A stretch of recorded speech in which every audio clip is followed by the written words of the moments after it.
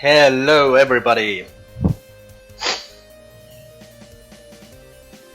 First of all, thank you Sting2 for your awesome stream and awesome video. I mean, how do you even continue after that?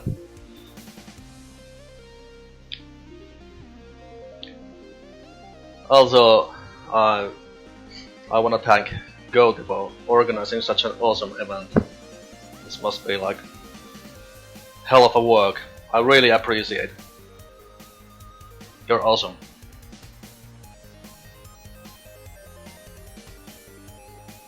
So, I am Revenged2 and I am going to play a couple of Mega Drive games. It's actually pretty funny. Sting2 was playing this Mickey Mouse game, so I'm thinking the first game I'm going to play will be maybe a little bit in the same theme, so to speak. Yeah, without further ado, let's get going, shall we?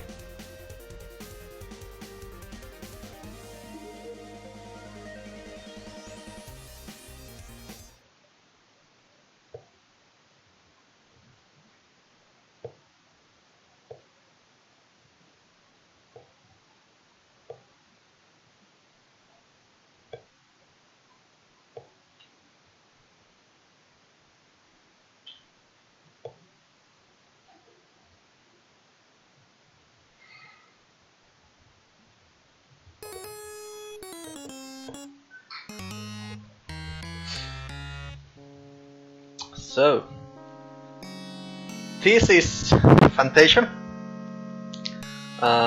this game, and also the next one. Hold on, let me adjust this volume a little bit.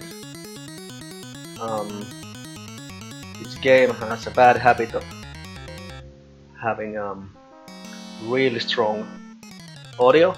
Also, and if there's any problems with the sound levels or anything, just let me know and I'll try to fix it. Okay? So, anyway, yeah, it's a pretty tough game. But the main challenge in this game comes pretty much from memorization. You have to know where everything is, and once you figure that out, it all comes pretty clear. Dark Castle. This game and also the next one, they both have one thing in common. I used to own both of those on Mega Drive as a kid. I never was able to finish this game back then, so but now I have been able to do it. So let's get going, shall we?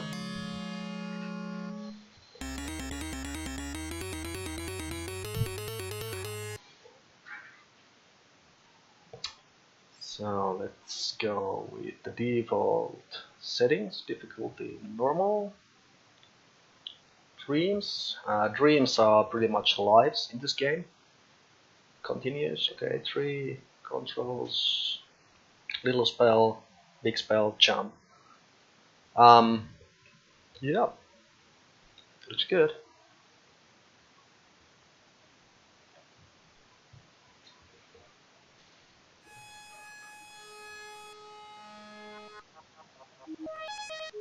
So I'll show you a little bit first, and then I'll try to explain what's going on. Here we go.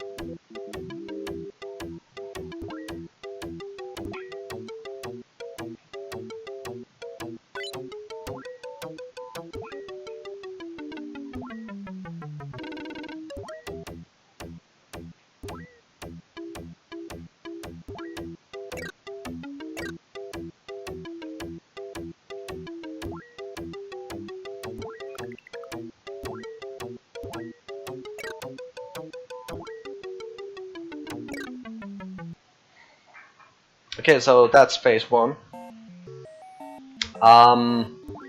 So as you can see, this game is a platformer.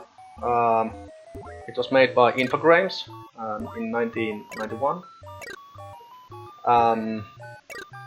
That's different from most of the Disney games on Mega Drive. Most of the Disney games were pretty much done by Sega themselves. Most by Sega of Japan, and then there were a few made by Sega of America. But this one is different. I think there's also one another Disney game that's made by Infogrames. I think that's Donald Duck in Maui Mallard. And I think it's also a little bit more popular than this one.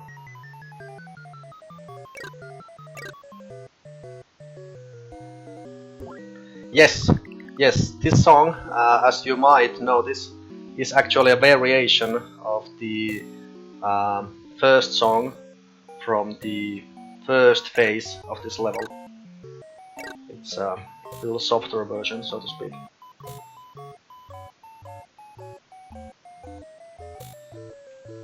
Okay, and here's something interesting. As you can see, here is a treasure chest, and one might think, oh cool, either this is just a backdrop, you know, or oh, there might be a big treasure or something. Well, you see. So you jump in the treasure box, and what's happening? You are being teleported to the beginning of the level. That's what happens.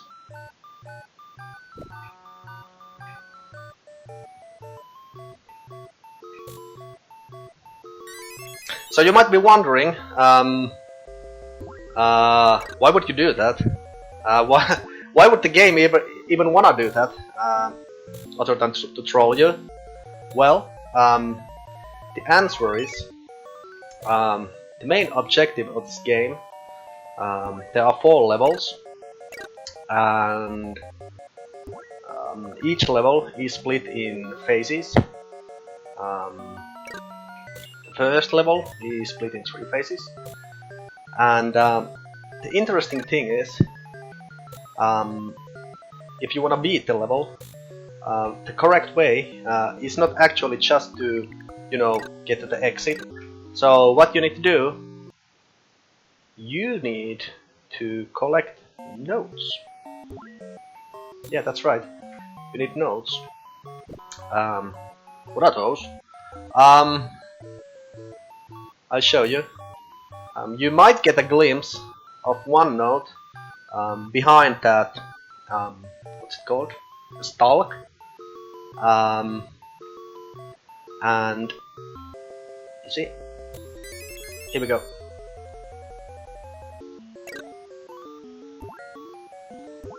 And also, you need not only collect 1 note or 2 notes or 3 notes, no. That actually depends per level, how many notes you need. So how can you figure what's the correct amount? Through trial and error, mostly. The game explains nothing. Explains absolutely nothing. And you might also experience a certain deja vu in this game. Like, I'm going to the same treasure chest over and over again. Why would you do that? Well, the answer is, since you need a certain amount of notes to clear the level, you have basically 2 options. One is to just, you know, proceed with the level. Try to find all the notes, but that's actually not the easiest way. The easiest solution is to just keep doing the same part over and over and over again. As you can see, every time I teleport through the treasure chest, the note respawns. So That's the easiest way to get the required 3 notes for this level. I think I actually have 4 or 5 at this point, so that should be enough.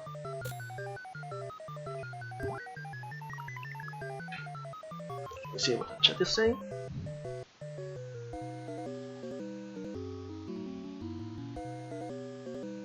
Yeah, exactly. You can see, yeah, hats, hearts, and clouds. So let me explain what that means. That hats part, the game doesn't explain that either. That hats is actually, I don't know, it's kinda your mana, or it's your bullets, something like that, your ammo. And what do you use it for? Well, you use it to cast spells. I'll show you. You can do a small spell, like so. That uses up 1 charge. And then you can also cast a big spell. Let's not waste it. Like so. And that uses up 3 charges. So that's spell charges for you. Next up is score. Score doesn't really do anything in this game, other than, you know, getting a high score, if you care about that sort of thing. And then the hearts, they are not lives, but they are your hit points, and 9 is the maximum amount of hit points you can get. And here you can see, every time you pick up a spellbook, you get more ammo or mana. And I don't know if there is a limit on how much you can get, but it's definitely more than your hit points or hearts, or the clouds, which represent your lives or dreams, as this game calls them. And 9 is the maximum amount of lives and hit points you can get in this game. This game's the same by now. Yeah. Absolutely. And this is just a bonus room. And this game really loves to troll you in so many ways. If you don't know things beforehand, you are so going to get screwed. Coming up is the first part.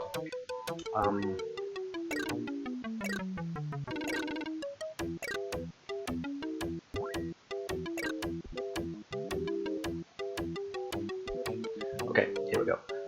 So as you can see, here's a door. It's an innocent looking door. That's pretty much the same kind of door you exited the first phase of the first level. You entered through this kind of door. So what do you think? Maybe you should go through that door. But actually, no. That's absolutely not what you want to do. If you go through this door, you will get thrown back to phase 2 of this level, which was the swamp part. No, this is the wrong door. I'll show you.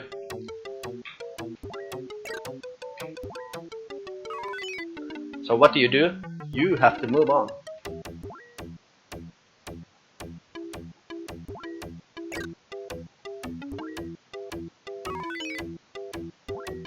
And ladies and gentlemen, here is the true exit of this level. Not the fake one that this game tried to trick you with. Yeah, this game has actually pretty good. I think the visual style, I really dig it. The animations are good. Also, in my humble opinion, the soundtrack is pretty good. Maybe some of the arrangements could be done a little bit better, but the overall presentation it's pure Disney. Okay, so now I exit the level, and you can see what happens. You get graded.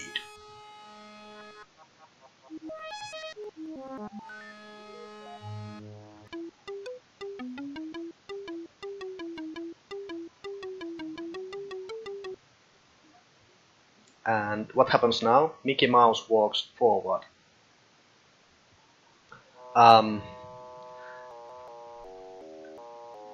As you can see, I only collected 3 notes, but for some reason Mickey still has, I didn't count, I think it was like 9 or 10 notes or something, like which Mickey threw on the lines.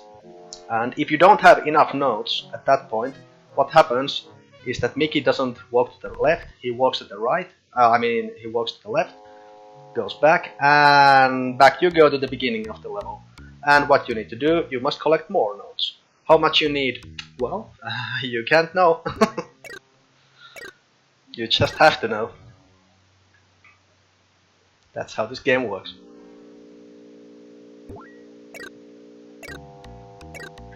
This game was already ruined by you not using Thriller. Yes. Michael Jackson's Moonwalker, that's an awesome game. I actually used to have that one. That one too.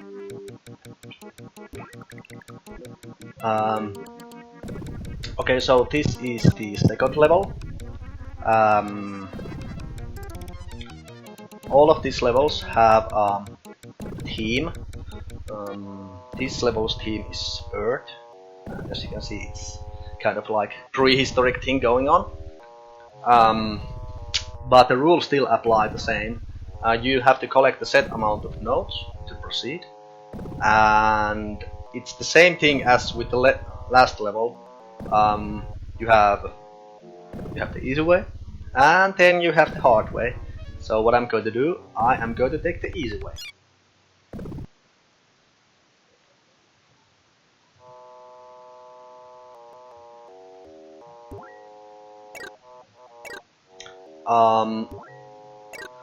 Those little sprite thingies, or pixies, whatever you want to call them, work as teleporters. Yeah, they also are teleporters. So many things in this game are teleporters, and it all depends what they are. And here is the first note. If you have been quick enough, you might have actually seen that. So the first note just falls out from the sky, and if you don't know that, you are going to miss it. So that's first note for you.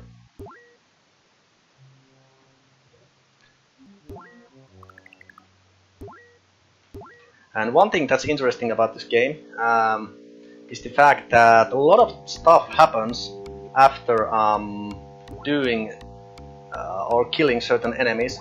Like for instance, you saw those 2 boulders at the beginning of this part. Nothing happened before, but as soon as I jumped on the first boulder, a spellbook appeared, and that's how you get some extra points. Oh my god, I missed that one, but it's okay, I can try it again. Okay.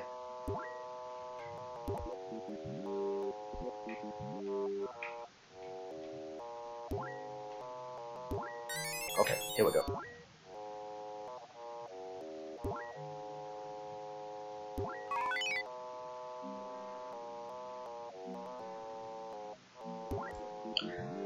Yeah, I think the first level is the part that most people have gotten to, but this game has a terrible way of explaining itself.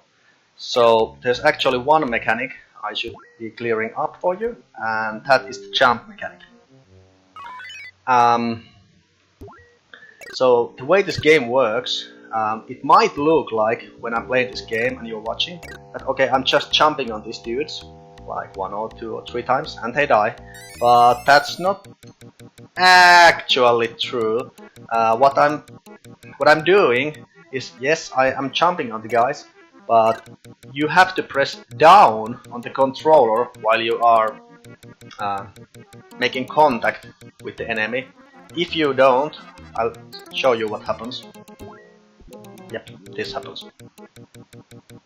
So what you do, you press down. Why? I don't know.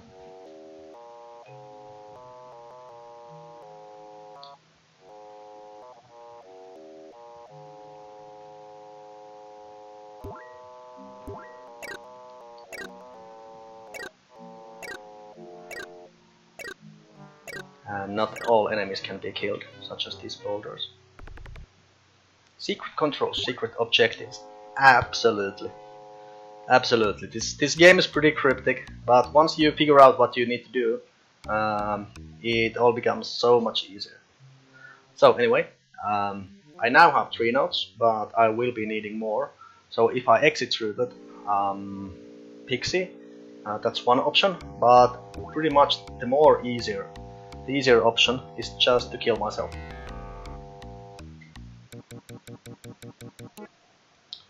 Every time you respawn, or every time you die, you get respawned on the same spot you respawned last time, if you know what I mean.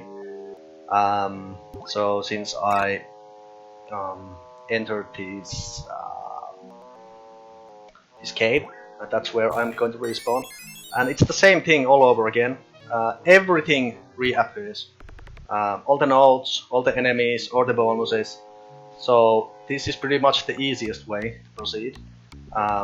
Keep doing the same cavern a couple of times until you have enough notes, and then you can move on.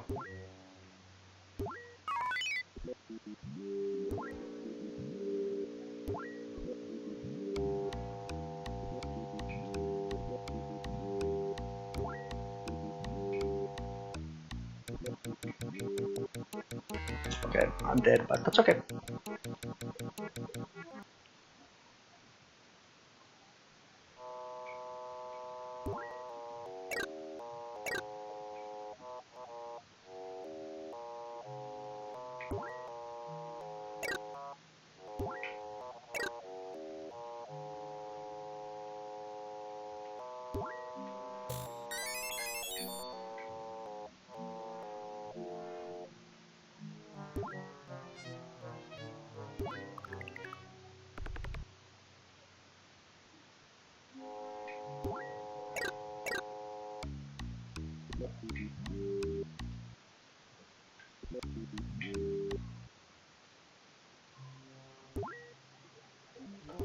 These stars also fill up your lives. You might have noticed those nodes have a habit of doing that also. So every time you pick up a node, you regain some hit points. It all depends how much. Usually it's 3 to 4, sometimes even 5. And the stars give you 1.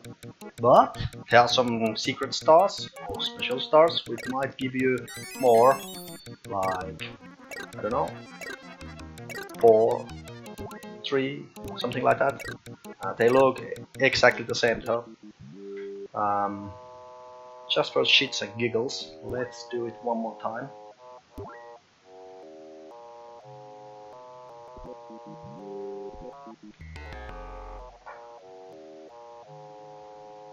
Oh, Crash Cat, what am I talking about? This soundtrack is awesome.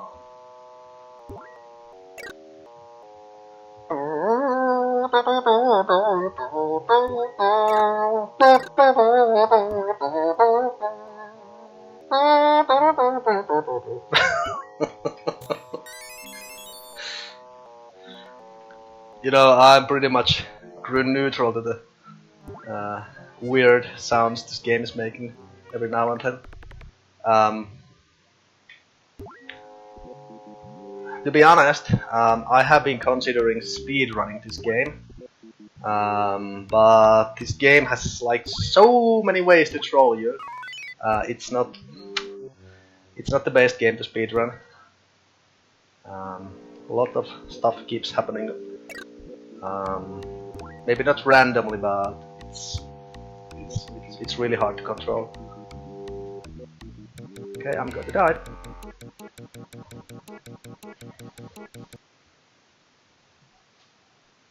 Yeah, FM synth is awesome.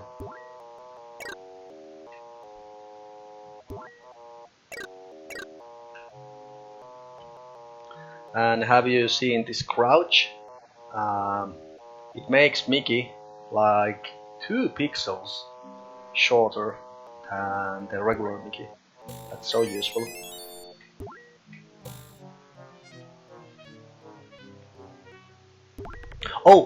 and also and sometimes falling down a chasm. In most games that would kill you, but in this game it all depends. Sometimes it kills you. Sometimes it all only like takes away a hit point. It all depends.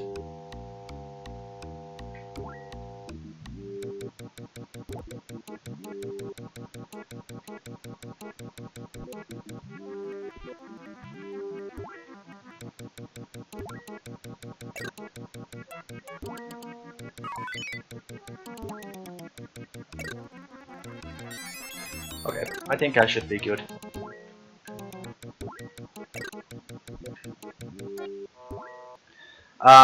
Also one thing, you might be wondering why I'm not afraid of dying. That's not because I am immortal. That's another thing. But the main